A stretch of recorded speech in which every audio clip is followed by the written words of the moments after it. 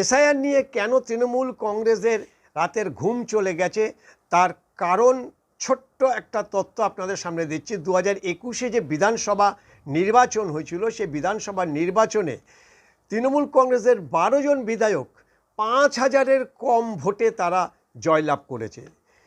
10,000-এর কম ভোটে যারা জয়লাভ করেছে সেই সংখ্যা হচ্ছে 24 জন এবং 20,000-এর নিচে জয়লাভ করেছে এমন বিধায়কের সংখ্যা হচ্ছে 42 জন।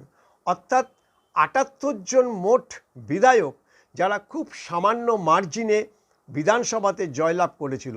এসআইআরের পর ভোটার তালিকা সংশোধন করার পরে কত ভোটার বাদ যাবে, বিড়ালের ভাগ্যে শিকে ছিঁড়বে কিনা সেটা নিয়ে যথেষ্ট চিন্তিত তৃণমূল শিবির।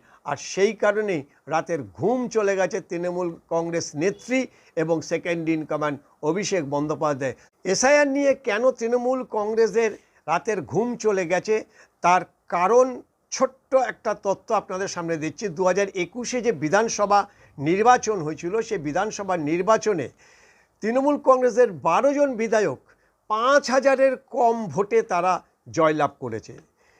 10,000-এর কম ভোটে যারা জয়লাভ করেছে সেই সংখ্যা হচ্ছে 24 জন এবং 20,000-এর নিচে জয়লাভ করেছে এমন বিধায়কের সংখ্যা হচ্ছে 42 জন।